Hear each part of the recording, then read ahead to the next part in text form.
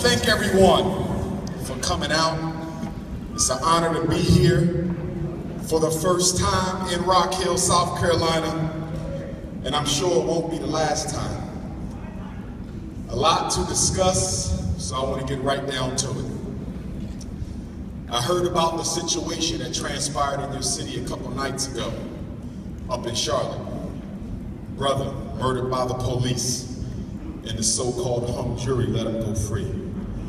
In case you're wondering why this is happening, why we keep getting a major police murder of an unarmed black man once every 6 weeks or so, not to mention all the ones we don't hear about, and including black women like our sister Sandra Bland. The reason we're getting these things is because white folk have looked around and they said, if we go back to being the way we used to be, if we stop ducking and hiding and pretending that America is multicultural, if we change back in the covert racism for the overt racism,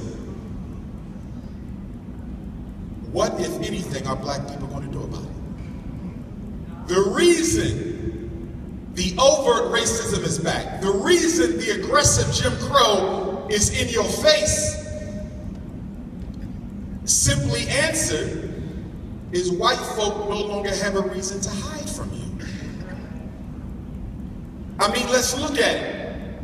You haven't had a major mass protest movement since 1968.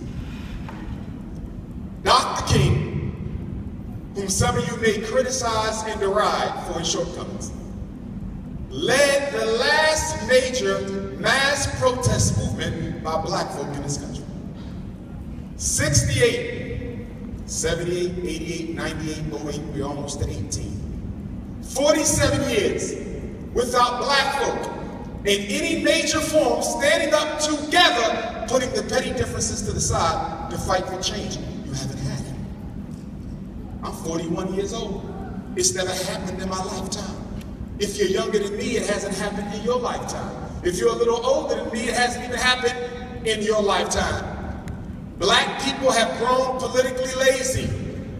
And because we have grown politically lazy, white folk have rebirthed racism. In psychology, we study behavior. In psychology, we study why people do what they do and what motivates them to keep on doing it. And one of the first laws of psychology is that all behavior is a function of the consequences that follow.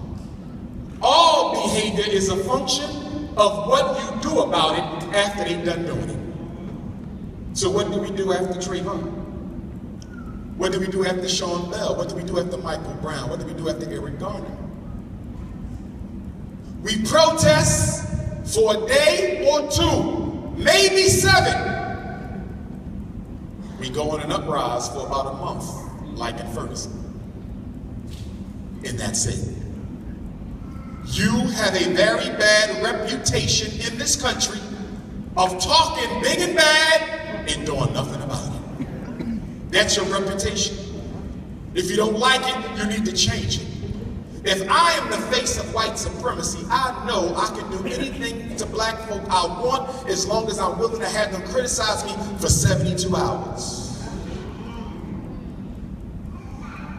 And then after that, life goes on as normal. And you know why we do that? Why are we such a reactionarily based people? Chinese are not reactionary, they're pro-action. They put stuff in place before things happen. Arabs, East Indians, Europeans, Anglo-Saxons, they put things in place before stuff happens. We're the only non-white group in this country that don't do nothing for ourselves until something is done against us. You do nothing unless something is done to you. Why? Why are we so reactionary and not pro-action? Because the amount of love and commitment necessary to be a pro-actionary people, you ain't got that. You You only react when you're made to feel uncomfortable, when you're scared of something, when you feel threatened, and then you do. Why not put stuff in place before stuff like this happens? Because you don't love yourself enough to do that. You ain't got that kind of love. That's why church is so popular. Because you'd rather call yourself a Christian than an African. That's why the mosque is so popular. Because you'd rather call yourself a Muslim than an African. That's why the fraternities are so popular. You'd rather be a Q or a Kappa than being an African. That's why the sororities are so popular. You'd rather be a doctor or an AKA. Call me anything you want, but don't call me black. But people you know don't have any respect for themselves and get respect from other people. Marcus Garvey said that a race without authority, a race that controls nothing, a race that produces nothing, is a race without respect. What do you produce? What do you distribute? What do you control? Rock Hill, Charlotte, Brooklyn, Philly, Houston, Los Angeles, Baltimore, DC, Tulsa, Denver. What do we produce? What do we distribute? What do we control? We are a race of consumers. You are at the bottom of the food chain. A consumer is equivalent to the most defenseless animal in the wild kingdom. You exist until people decide they no longer want you to exist. Most of you are being suffocated with this All Lives Matter movement. The brother talked about a white woman with a bag of Black Lives Matter wristbands. You know why she can do that? Because black folk have made everybody else feel like they could be a part of your struggle. It ain't the white girl's fault, it's your fault. Why do white folk feel they can walk into a black church and participate in Bible study and then open fire and reload 5 times in Charleston? Dylan Roof was comfortable because you said, my God, don't see no color. And it's a shame because he took all the lives out. 5 mothers he murdered in there. And did you notice how he was treated by the police? Not only was he allowed to get the hell out of Dodge, they could have locked that boy down before he even left Charleston. They let him get to safe territory. And then when they picked him up, they put a police vest on him to make sure no black folk would take a shot at Dylan. Because when you understand white supremacy, you recognize that Dylan Roof was a national hero.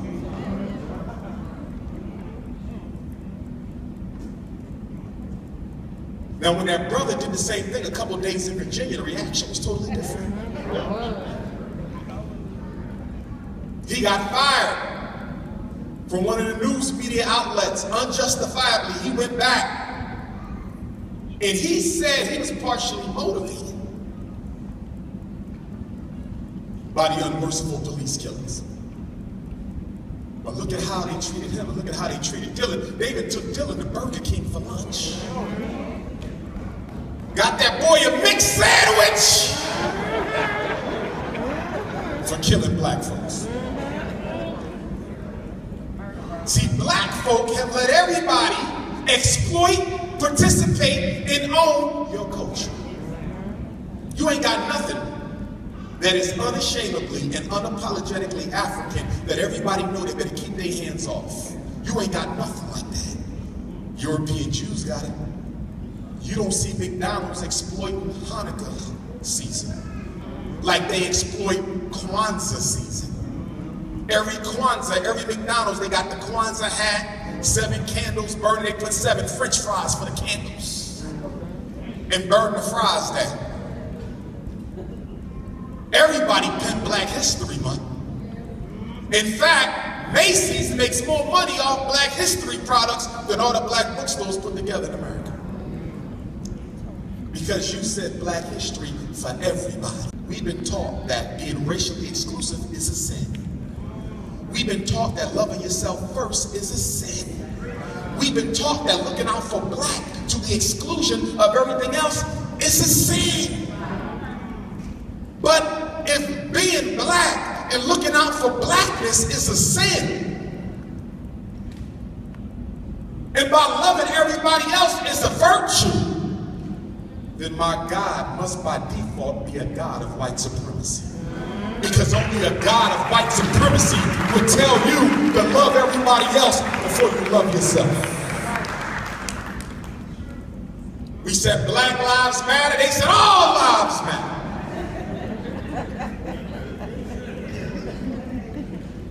We said black people under attack, they said gays and lesbians are under attack. We said black babies are dying by the thousands, black women with the highest infant mortality rate in the developed world. They said, well, we got dogs and cats that's dying. You notice whenever a black issue is brought up, they redirect the focus to somebody else's issue. You know why? Because post-civil rights, see, during the civil rights movement, your issue was the priority. Because you made it the priority. You wouldn't ride the buses, you boycotted the supermarkets, you challenged the police commissioners, you laid down in the streets, you took on the water hoses. They could not ignore you because you made yourself relevant. After civil rights, they said no more. The black issue must never be the priority again. Whenever black folks come up with something, we must replace it. That's exactly why in 1974, they legalized homosexuality.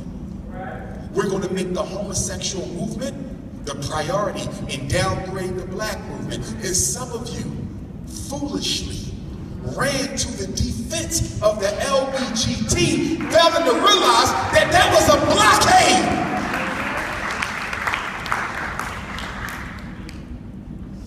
Black people not fighting for the right to have sex.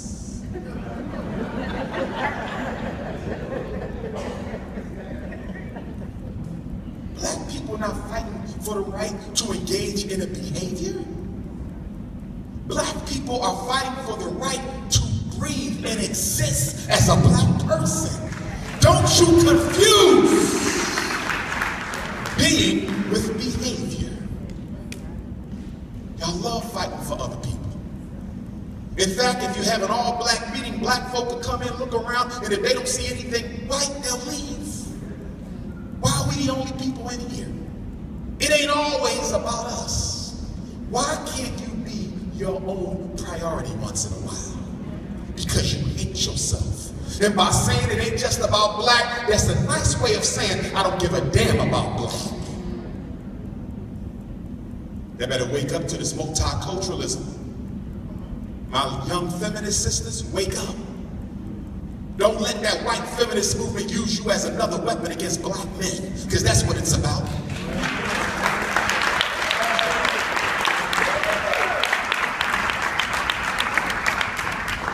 Talking about we got to fight and destroy the black male patriarchy. What the hell does black male control? Yes, Dr. Umar is a leader of the Pan-African patriarchy. We gotta crush that in the name of equality for the sisters. I believe in equality for the sisters, but don't make me your enemy. I understood the white woman when she fought the white male. She had good reasons. The white feminist movement was based on understandable reasons. The white man didn't let the white woman work. The white man didn't let the white woman wear pants. The white man didn't let the white woman go to college. The white man didn't let the white woman vote. The white man didn't let the white woman go to church if she was on her cycle. The white man dominated her life because he dominated the society. But black woman, let me ask you a question. What black man ever told your ass you can't get a job? If y'all don't stop this feminist garbage, y'all done lost your mind. Black woman, let me ask you a question. What black man was ever able to tell you what you can wear outside your house? Get the hell out of here. We ain't never controlled no black woman. We don't control you now. Talking about you gotta crush the patriarchy and half the black men can't even find a damn job. What patriarchy we got? Stop trying to approximate your struggle with the white woman's struggle. We fight side by side, the man and the woman together. We don't do all that.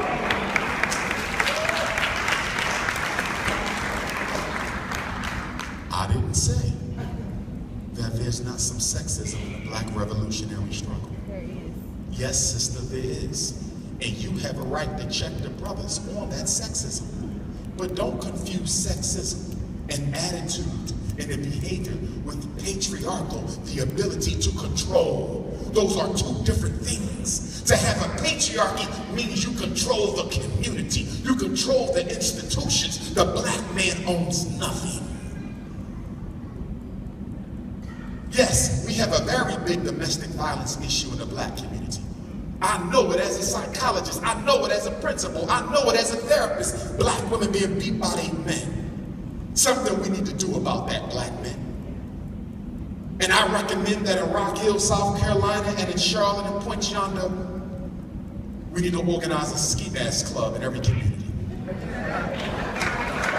So we can purge those ungrateful Negroes out of our neighborhoods. Let me tell you how the ski mask club operates. Every Sunday after church, they get together, they dress in all black and put the ski mask on. And they get a list of names, brothers and sisters. Since y'all want to be equal, brothers and sisters who've been doing wrong in the hood, and the ski mask club will go pick their ass up on the corner. And by the time they get done with them, they will never be out of line again. That's how the Italian mafia deal with their ingrates. That's how the Arabs deal with their ingrates. Betray the Arab people. You're not putting you through no Arab consciousness class to raise your knowledge yourself and go off with your damn head. Mom! White man put you in jail for the rest of your life. Chinese will burn your ass alive. You got to have accountability systems. We need the same thing. You may laugh about the ski mask club, but I guarantee you, if you had a ski mask club in Rock Hill, the pastors who ain't doing right, they'll start to do right. The politicians who ain't fighting, they'll start to fight. The brothers who put their hands on black women, you won't know it again. What can be scarier than knowing I'm liable to be picked up at any second by a group of brothers with masks on? You need accountability. So sister, speak out against that. Speak out against the fact that you're not giving leadership opportunities in many of the black grassroots organizations. Speak out against the fact that they only want you to be secretaries and cooks and chefs and cookie bakers, and you know what cookies are, hallelujah. Speak out against that, black woman. But don't go to the white woman and tell her to come and help you destroy a black man who already on bended knee.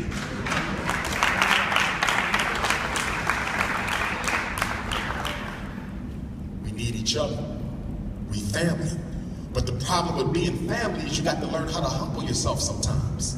With family, you got to learn how to forgive even if they don't deserve it sometimes. With family, you got to sacrifice your own ego for the greater good of the people.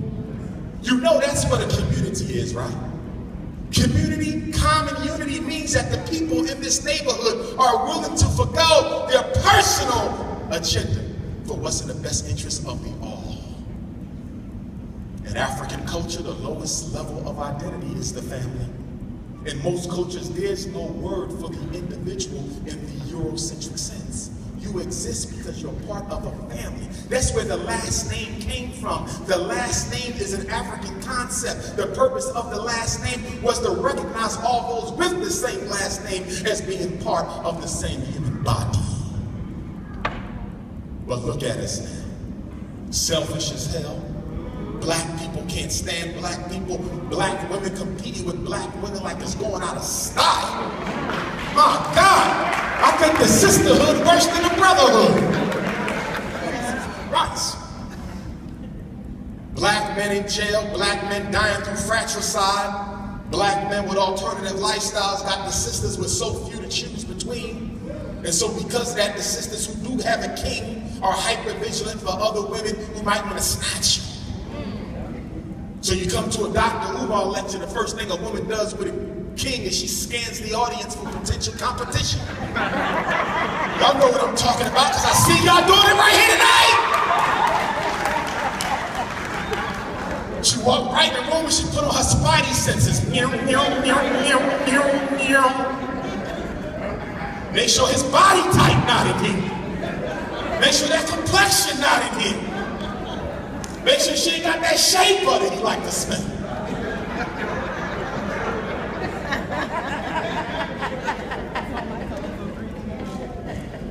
We got to do something about that situation because it's destroying sisterhood. And if it's one thing black women need to do here in South Carolina is y'all need to come together and form sister circles and begin to heal each other through mutual support and aid. That's the way we used to do it. And it shouldn't be in the church because not everybody Christian. It shouldn't be in the mosque, not everybody Muslim. It might can't even be in a traditional African community because not everybody is voodoo, Ifa, Santeria, Kemetic science, Dogon. Not everybody does that either. We scared of our ancient spirituality because the white man told us it was of the devil. So whenever black folks say they call their ancestors, you think we worship ancestors? But your ass been calling on George Washington, Abraham Lincoln, Andrew Jackson and shit, and ain't nobody said nothing wrong about that. I think Dr. Umar worshipped his ancestors, but your son pledges allegiance to white supremacy 180 days a year for 12 years, and you don't say nothing about that. But he can't learn no ancestral veneration. Let me tell you about ancestral veneration. Ancestral veneration is based on the African principle that between you and Almighty God is a DNA double helix chain of ancestors. And in order to get back to the Most High, you must first be on a good accord with your ancestors. And the reason why a lot of you don't get what the hell you pray for is because you ain't living right according to your ancestors. And you don't go to God unless you go through the ancestors because you come from God through your ancestors.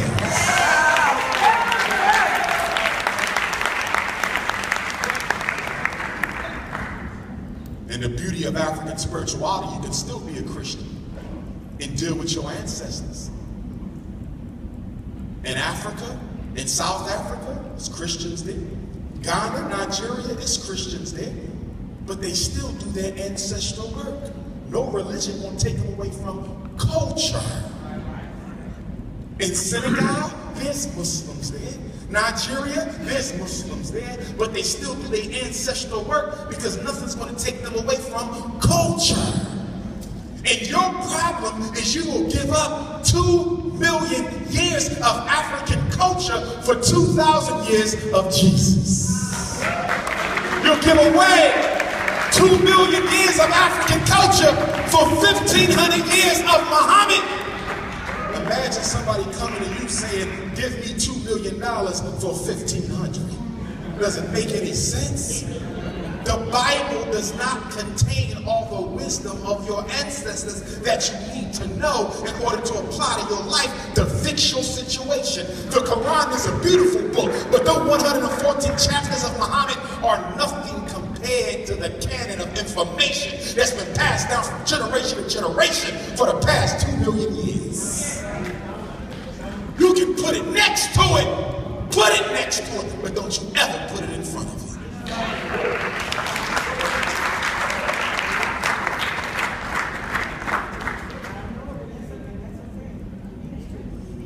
Miseducation, special ed, ADHD wars against black boys.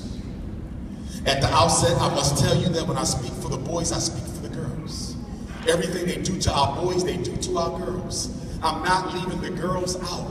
The reason I focus on the boys is because the war against black boys is 50 times worse than the war against black girls. Special ed, 85% male. ADHD, 85% male. Ritalin, Adderall, Concerta, Tetracycline, Metadate, Paxil, Zoloft, Risperdal, 85% male. School expulsion and suspension, 75% male. I'm not leaving out our girls. I have 2 daughters myself, but I recognize that the man is the first line of defense for a community. And if you want to kill the community, you must kill the child as a boy before he becomes an adult. That's all I'm saying. The white man got a rite of passage for black boys in Rock Hill. Yes, he does. Charleston, Charlotte, Newbury, he got a rite of passage. You don't. You too lazy, but he got one. 6 steps. The first one is miseducation. From preschool to the 3rd grade, I'm gonna miseducate his black ass. I'm gonna make sure this little black boy does not have the same foundation my son got in the suburbs, because I know if he ain't got it, and that by the time he hit that 3rd, they're not gonna get it to his ass by the time he graduates from the 12th. I'm gonna destabilize him right from the beginning. Preschool to 3rd grade. When he get to 3rd grade, I'm gonna miseducate his little black behind. I'm gonna teach him black folks was nothing and white folks were everything. And I don't have to do this by saying black folks are nothing and white folks are everything. All I got to do is show them that white folks were everything and show them nothing about black folk, and it's the same message. And then from 5th grade to 7th grade, I'm gonna special educate his little black behind. I'm gonna call his parent in here, because I know she's going to sign off the paperwork, because black folks think white folks know everything. I said black folks think white folks know everything. So I'm going to call Miss Shaquita, can you come in and talk to me about Raheem next day? Raheem is in the 5th grade and he's still reading on the 2nd grade level. Miss Shaquita, I would like to have our school psychologist evaluate Raheem and see if he has a reading disability. And you pull out your ink pen and you sign the paperwork. Which is very ironic, because y'all love to tell me what the schools is doing to your children. How about you start telling Dr. Umar what you yourselves are doing to your children? I cannot evaluate a child without your permission. I cannot give an IQ test without your John Hancock. He cannot be seen by the psychiatrist unless you take him. He cannot be given an IEP unless your signature is on that placement paperwork. So if we got 2 million black kids in special ed, we got 2 million black parents who signed their damn life away. That's right, you started this, not white folks. You did this. Putting your son on an auction block of special ed to be sold to the highest disability. You could bring that same boy to Dr. Umar Johnson. 5th grade, reading on the 2nd grade level. Oh, this is easy to explain. First of all, bring the teacher in here. Miss Zerbinski, how are you this afternoon?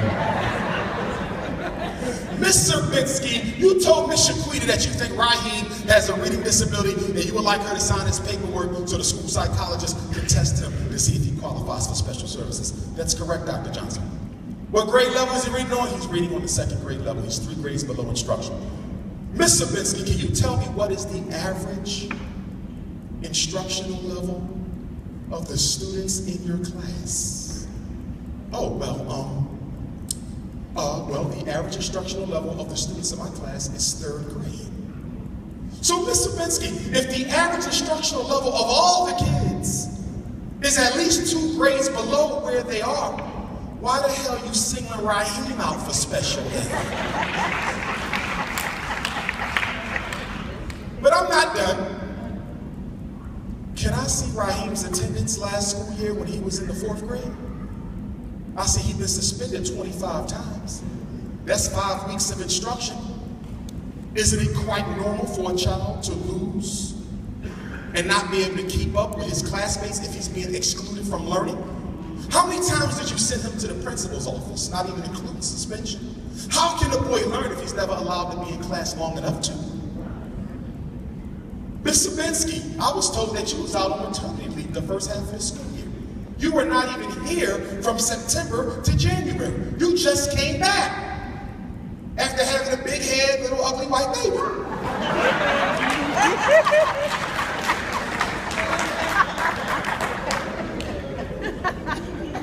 God forgive me.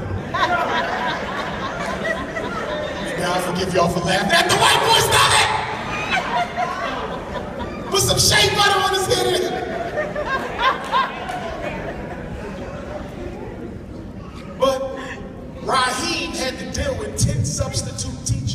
September to January when you came back.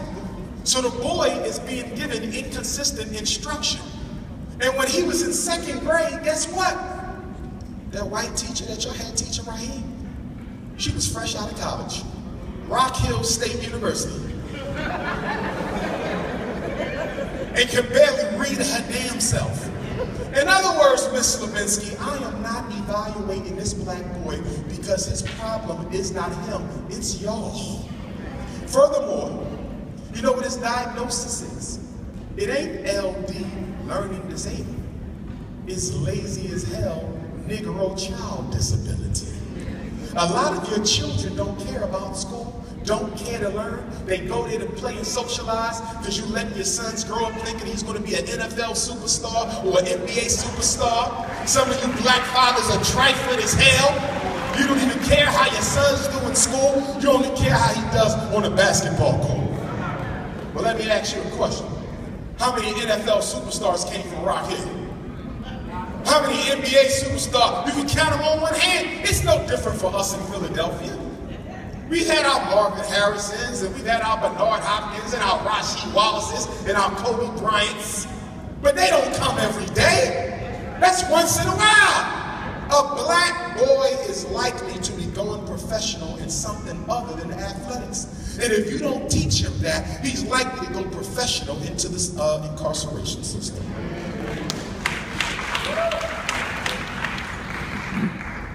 Parents, the learning disability is not a fact, it is an opinion. Parents, ADHD is not a fact, it is an opinion. Parents, conduct disorder is not a fact, it's an opinion. Parents, mild mental retardation is not a fact, it is an opinion. I need y'all to understand when I say this. When I evaluate your child, when he comes into my office and I sit that boy down, I give him an IQ test, achievement test, visual motor test, adaptive behavior test, psychological test, emotional screening. And all these tests I give your son or daughter. When I score them up, they don't give me a diagnosis. They give me a number. I get a score. And then it's me, the psychologist, who must take the profile of scores and determine whether I think. I didn't say I know a damn thing. I said whether I think these numbers are suggestive that your son may have a learning disability. Most of our kids simply ain't been taught in the first damn place. They were never taught how to read. They were never taught how to write. They were never taught how to count. And in many of your households, you don't even reinforce academics. How many of you make your kids sit down at least an hour a night and read with the cell phone and the TV and the radio and the internet off? How many of you check homework on a regular basis? How many of you do drive-bys at your child's school? You know what a drive-by is, right? Not the kind they do in Compton, but a drive-by is when a parent pops up on the child to make sure you're doing what the hell you're supposed to be doing in that classroom. You got to do drive-bys. Even when your child go to college, you should be doing drive-bys. You mean to tell me you sent Shaquita little hot ass to UCLA on $20,000 of your loan money? And you know that little girl thirsty? You better do some damn drive-bys before she come home for some triplets for Thanksgiving. My father used to do drive-bys on me. Millersville University, I'll never forget, he just popped up whenever he felt like it. One time he popped up, my girlfriend was in the room with me, I said, damn, I'm gonna have to hide you in the closet. Get in the closet.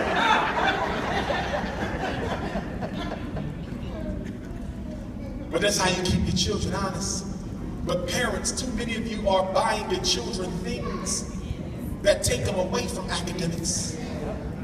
Your son got an iPod, an Xbox, a tablet, a cell phone, a computer, but there's not a damn dictionary nowhere in the house. Your daughter got a laptop, a tablet, a cell phone, video game, but there's not a set of encyclopedia nowhere in the damn house. Your kindergartner got all the remote control cars and all the transformers and all the white toys, and not a thesaurus in the house. think prisoners are being made in the black house, not the white school. Your house is a waiting institution for the jail cell. Look at how you run that damn house. Ain't no academics going on in there. Some of your children go to sleep when the hell they feel like going to sleep. And some of you ain't got no discipline over them kids whatsoever. So the minute you go to sleep, they wake up out the bed and get back on the video game.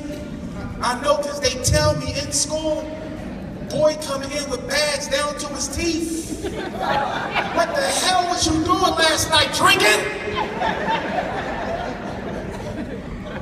Nah, Doc, Grand Theft Auto had me up.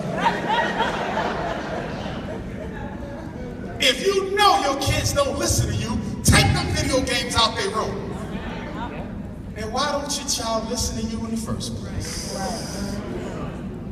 I'll tell you why. I'm gonna pick on my mothers for a minute because I love y'all. And it's not fair that some of you have to raise boys on your own. My heart goes out for all the single moms because you are doing a good job and I want to thank you for it. People love to blame you for shit, but if it wasn't for you, how much worse of a situation would we be in? So I want to give a shout out to all the single moms and single grandmoms, and I want to shout out my single fathers out there and single grandfathers out there.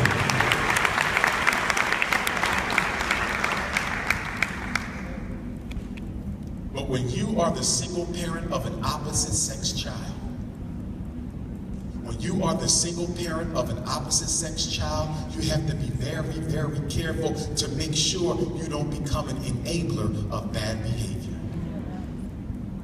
Fathers got a special relationship with their daughters, but fathers, it shouldn't be so special that you spoil her ass rotten and no man gonna wanna wish he owed you. Mothers got a special relationship with their sons, but don't spoil that boy so rotten that he'll be no good to somebody else's daughter when he grows up.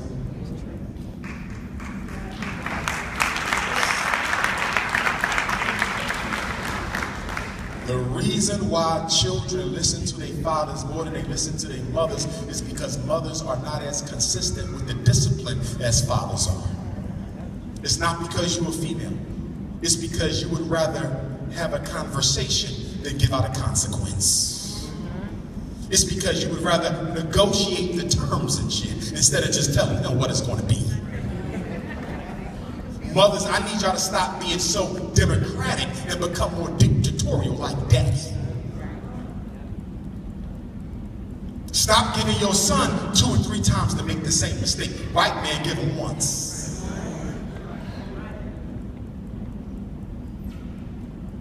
During Reconstruction, black folks used to beat the heck out of their black children. White folks said, is this child abuse? Black folks said, because what I'm doing is nothing compared to what your racist ass is going to do if he does the same thing outside my house. A lot of psychologists are on this new thing, don't spank your child. A child should never be touched. And that's why white kids run the hell over their parents and tell them where the hell to go. We don't play them games in our culture. We believe in respect for elders and adults and definitely parents. White kids tell their mom, get out of my face. I'm done with you. We don't do that in the black community. You get your ass whipped for that type of behavior. And I ain't got a problem with an ass whipping. Ain't nothing better than a good old-fashioned ass whipping to put his life back in perspective.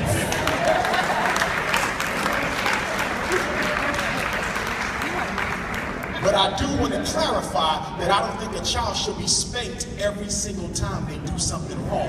That's child abuse. Let me give you the difference. I think that spanking is necessary and warranted when your child does something that was so significant that it could have affected his life or her life or someone else. Let me give you an example. You find out your daughter having premarital sex. If I find out my daughter having premarital sex, her mother might got to give her a spanking, because I don't think fathers should spank daughters at all. Her mother might got to give her a spanking, not because she had sex, but she was unprotected. You could have got herpes, you could have got pregnant, you could have got AIDS, you could have messed your whole life up off of what you did. It ain't the sex, that's a conversation, but it was the way you went about it. Your son got caught driving in a stolen car, he getting his ass whipped. Because first of all, that's grand theft auto. That's a felony, son. Not to mention you ain't got no license. Not to mention y'all could have got into an accident because you really don't know how to drive, and you could have took your life for somebody else's life. Your little third grader, he was playing with matches in the kitchen, almost burned the kitchen down. Whip his ass! Because grandma live on the second and third floor, and grandma in a wheelchair, and grandma can't get down them steps as fast. And God forbid if that fire start in that kitchen, grandmama dead. So I'm gonna whip your ass because I need you to remember this. That's why we do spankings. The purpose of discipline and spanking in the black community is to teach your child discipline. And what is Dr. Umar's definition of discipline? The ability to do what you gotta do when it needs to be done, whether you like it or not. You here listening to me today, but you told your daughter to get them dishes done. Is she doing the dishes, or is she watching reruns to Empire's last season? Your son's supposed to be working on some homework that the teacher said he didn't finish last week. Is he doing that? Or is he out on the steps smoking marijuana with people you told him he couldn't hang with no more? See, the problem with teaching discipline to black children is you can't teach what you don't have. Your children are nothing but mirrors of you. Listen, as a school principal, I can look at a child and I know what parents they came from. If the daughter come in there with a super mini skirt in the 5th grade, lipstick on, high heels in the 5th, I know what mama looking like. She coming in there like Nene from Housewives. If the boy coming in there like he a thug, swagged out, want to fight, want to beat people up, I know Pops is gangster. Because the children are nothing but us. And you got a nerve to be asking me what's wrong with my kids. Your ass is what's wrong with your children. They came from you. Stop blaming it on Jay-Z. Stop blaming it on 50 Cent. They came from you. If you telling me Lil Wayne got your son messed up, I want to know why in the hell you even give him access to Lil Wayne. If Empire and Scandal got your kids messed up, why they even got access to them? Ain't no law that make your kids watch TV. Ain't no law that make them listen to the radio. Ain't no law that make them get on that internet and surf some of them sites they ain't got no business looking at.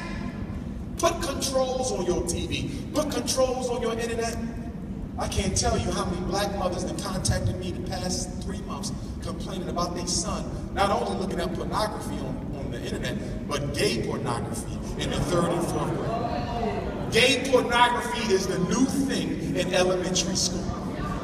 And you better be up on your children. They got a tablet, you better go to that history box and see what the hell they've been scrolling on that history. You better get one of them programs where they allow you to see everything your child is looking at when they're looking at it. You gotta talk to your kids now, because our children today are the first generation of black kids who have to decide whether they want to be male or female. You and I didn't have that decision. When I was growing up in North Philly, I was a boy, I was a man, that was it. There was no conversation. When you was growing up in Rock Hill, you was a female, you was a lady, you was a girl, a queen in the making. There was no conversations about, do you want to opt out of this? Now they got an opt-out box and shit on your birth certificate. You were born a male, but check here. And I don't care what side of the LBGT argument you on, I think we can all agree that kindergarten and 1st grade is not the year to be teaching my kids about no damn sex and no alternative lifestyle.